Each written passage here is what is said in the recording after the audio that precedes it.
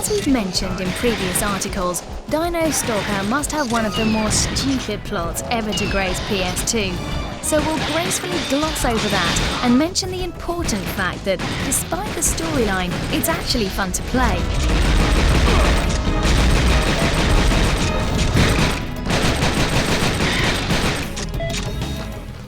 For what it's worth, the plot sees you, a World War II pilot, running around a dinosaur-filled landscape after some sort of spatial and temporal anomaly. We did warn you, don't ask. Thankfully, the action is much simpler, requiring only that you run around the landscape, investigating wooden crates, collecting weaponry and time bonuses while shooting dinosaurs. Don't forget to shoot the dinosaurs, that bit's important.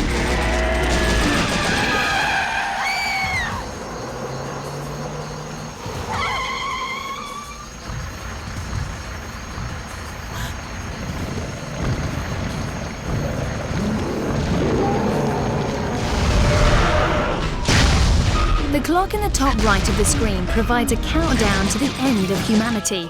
So if you can exterminate the dino threat by then, that would be a good idea.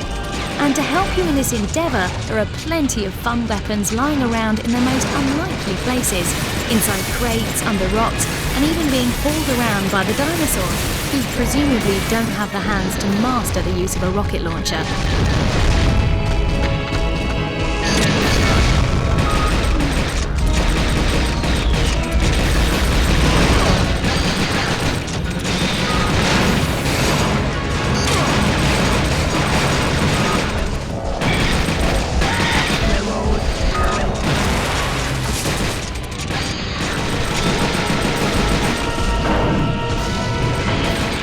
The controls are pretty basic, with one stick to move and the other to aim. But things can become a bit tricky when trying to target on airborne opponents, and in a couple of other tight spots.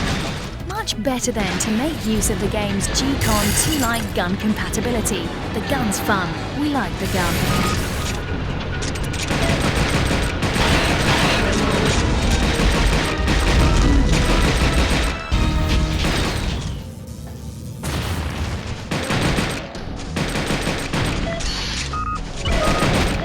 On the downside, the range of dinosaurs is sadly lacking, and they pose even less threat. Playing the game on the easy level is just a joke, and even on normal difficulty settings, it only lasts you the afternoon.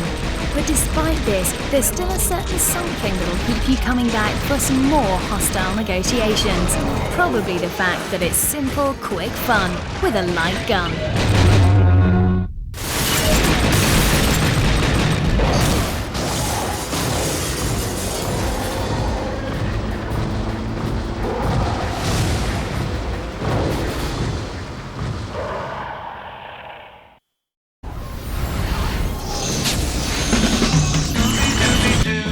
Where are you?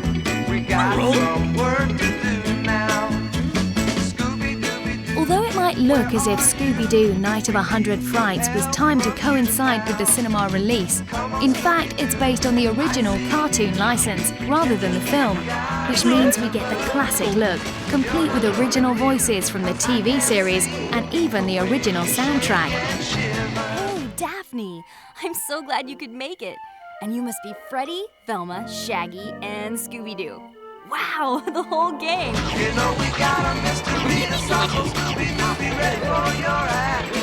Don't hold back, and Scooby-Doo, if you come through, you're gonna have. As usual, those pesky kids of Mystery Inc. have been attracted to a strange haunted manor, looking for an easy place to squat and the chance to spoil a perfectly good inheritance fraud. If we can count on you, Scooby-Doo, I know we got that feeling. And no one will help me search the premises. Don't tell me.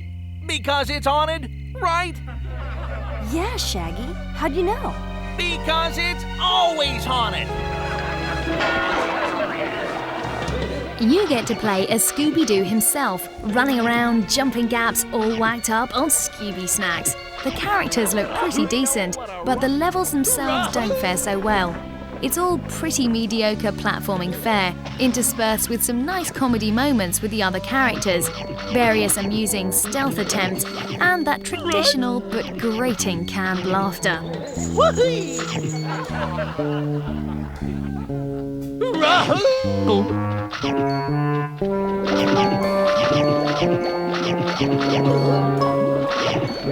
The sound effects are spot on, and all the dialogue sounds true to the original characters. The cameras don't manage so well, being fixed and posing a few problems when trying to retrace your steps towards them. And the controls seem a bit awkward, which can become pretty annoying whilst trying to clear some hole inconsiderately left in the middle of the floor.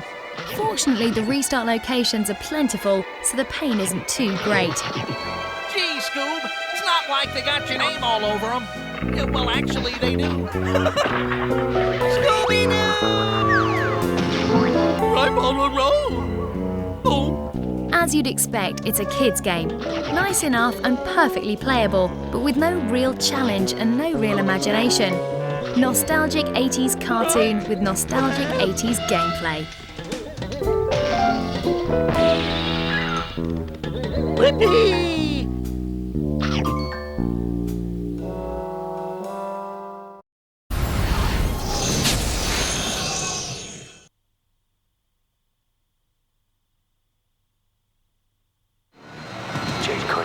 You are a security risk, and I am obliged to eliminate you.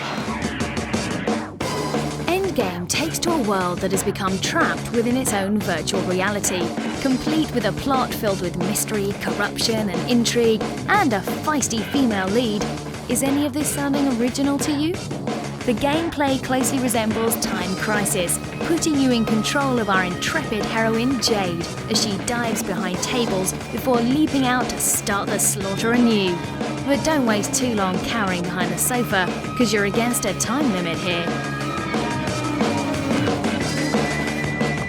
Graphically, it's far from great, with some terrible looking cutscenes trying to justify Jane's continuing efforts to stay alive, and character models that look like they've already suffered a terrible accident.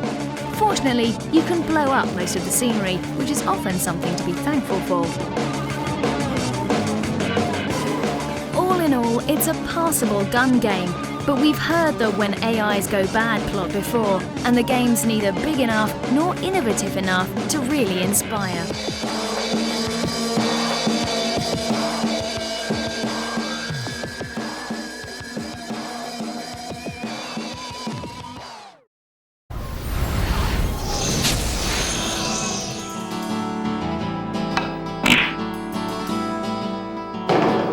If you fancy shooting some pool in the comfort of your own home, but can't quite stretch to your own table, then you could do worse than splash out 15 quid on International Q Club, the best in budget Qmanship from Midas.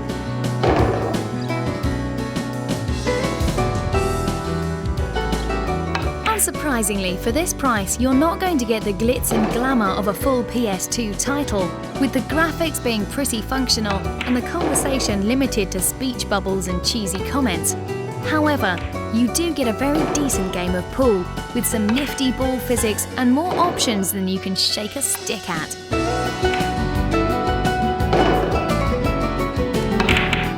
Your choices include 1 or 2 player games of 8-ball, 9-ball, rotation, 1 pocket and more, with the chance to alter the skill, intelligence, concentration and luck factors.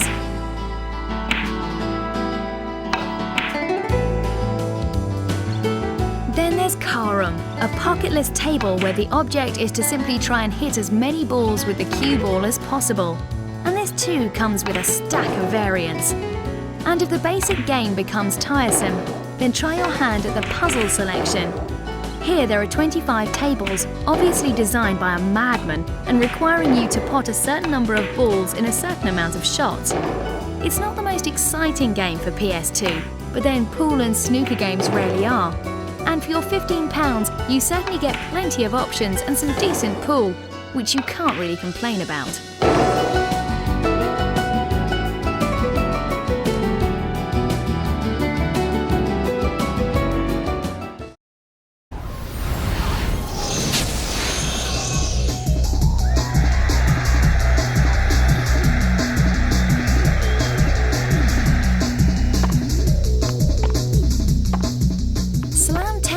the latest in the recent glut of tennis games to hit PS2, and is a strong contender to take on current champion Smash Court Tennis, and maybe even go on to surpass the Dreamcast's Virtua Tennis.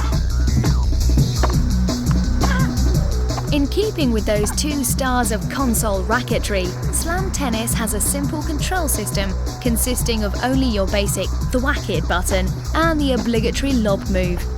It makes for an immediately playable game, but the beauty is in the subtlety hidden beneath this facade.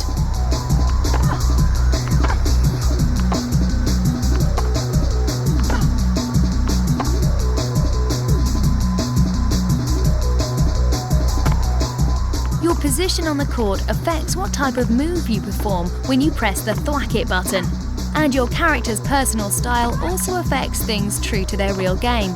So play Tim Henman close to the net and you should stand a good chance of earning some points.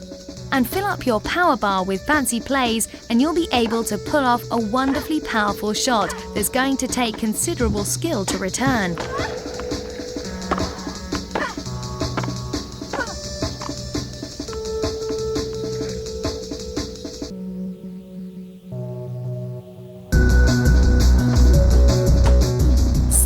The lineup consists of only a few pro racketeers, missing out a lot of the favourites.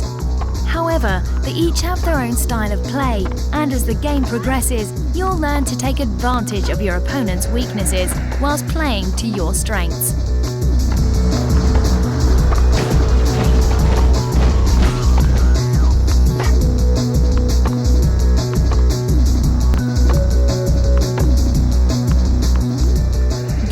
Is designed to be as fun as possible, with dived players getting back to their feet quickly so as to keep the game moving, and serving being raised to an art form. Aces are tricky enough to achieve that you'll feel pleased to get one, but not so hard as to require professional training to pull one off.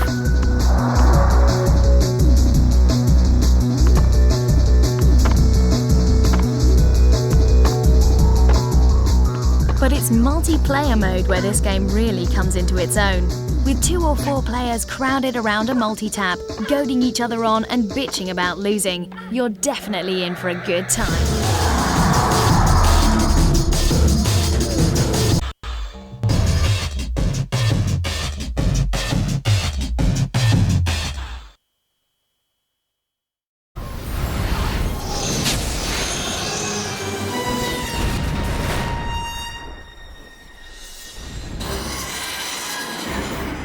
If you're a fan of motorcycles, then you're probably expecting the monstrous power of Honda's Fireblade to glide across your screen right now. Sorry for building up your hopes, but all that excitement ends here. The Fireblade is, after all, Honda's era-defining 900cc superbike, but this game is all about helicopters instead. Good work, pilot. Your assigned bridges are down. Enemy deployment is stopped, and their front is cut off. Return to base area and attack hostiles before they can... You get to pilot 2 helicopters, neither of which is called Fireblade, it's worth noting. Your main weapon is the Vendetta, a light maneuverable gunship, while your heavier backup is the Talon. Interestingly enough, the Talon has the ability to become almost transparent in stealth mode. This might sound handy enough, but enemy troops can still spot your silent running from miles off. Highly infuriating, especially when you're crouched behind a tree and poised for some serious face-to-face killing.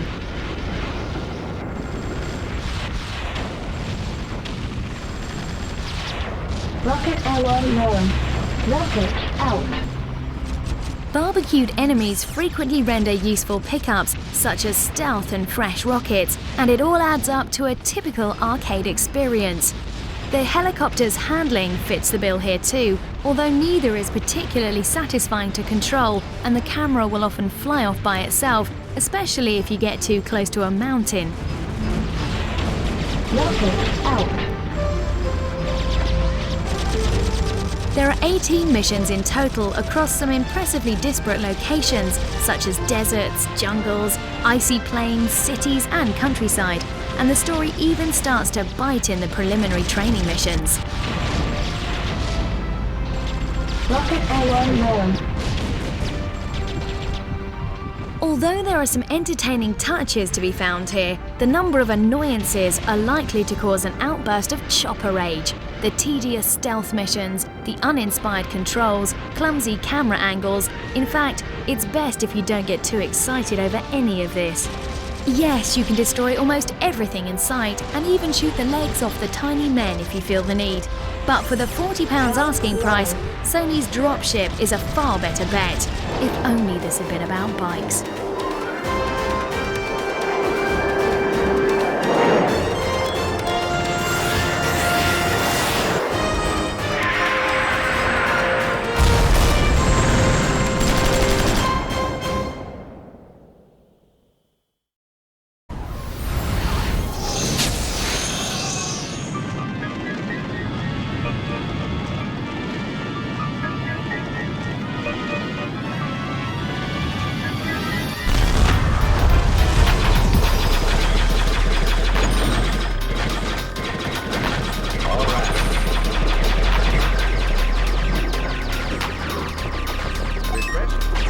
What do top-secret government organisations, hosts of bizarre and interesting aliens, and the clever wit of Agents J and K all have in common? Well, they're all ideas that Men in Black 2 Alien Escape completely fails to capitalise on. In fact, this game fails to make use of just about anything. If you're into shooting things, then there might be some mileage in it for you. But if you like a change of scenery, some variety in your targets, or perhaps even a fair chance, then this is one shooter best left alone.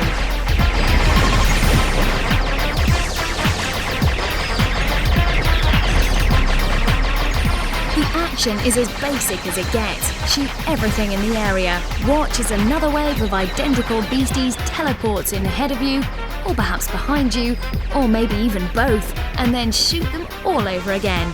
Repeat until thoroughly bored, and then hope the door at the end explodes. Gentlemen, this is a situation unlike anything we've faced before. An unknown number of non-registered life forms are at large, each and every one a hardened criminal. You're the best team I've got, so I'm relying on you to deal with it. Never felt better. To add to the variety, you can choose to play as Agent J or Agent K at the start of each level. K dishes out more damage and can take more hits, whereas J is faster, and each agent has its own arsenal of 3 weapons. That's about it. After that, you can add to the excitement by running in straight lines, circles, or even strafing.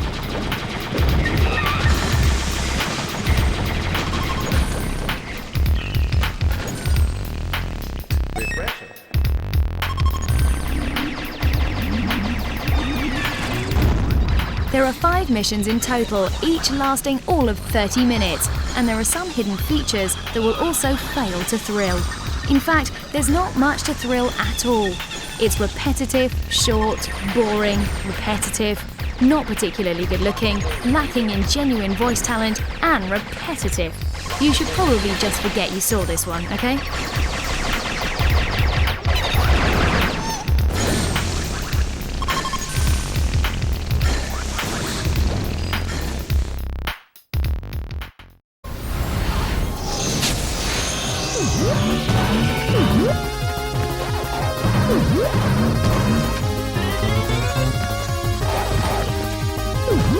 Far from being the lazy rehash we expected, Pac-Man's successful re-entry into the world of gaming is Namco's ability to meld everything that we remember and love about the original classic with fresh new ideas.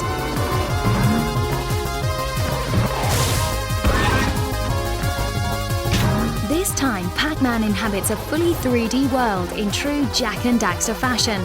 And like most quality platformers, it's all about working your way through each area with a combination of well-timed jumps and plenty of coin collecting.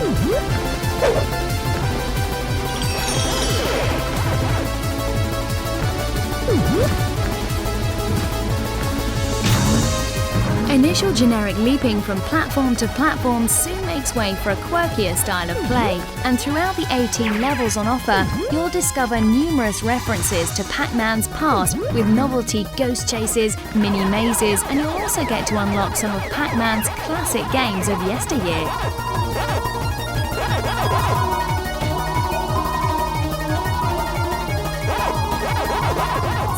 Surprisingly, they've aged pretty well, with the original Pac-Man still providing a stern challenge and possessing that unique ability to entice you back again and again.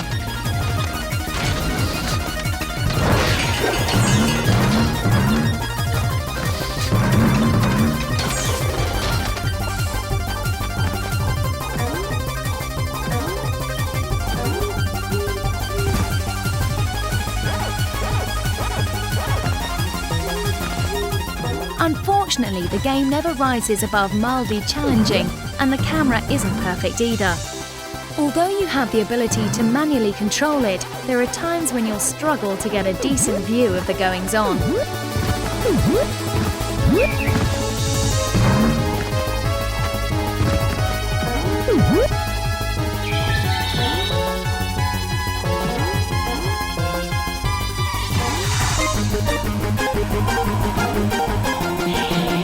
But overall, Namco have captured the spirit of the original, incorporating numerous traditional Pac-Man features with an impressively modern 3D world. It's not quite the brilliance of Jak and Daxter or Maximo, but it's still a quality platforming title nevertheless, if only it lasted just that little bit longer.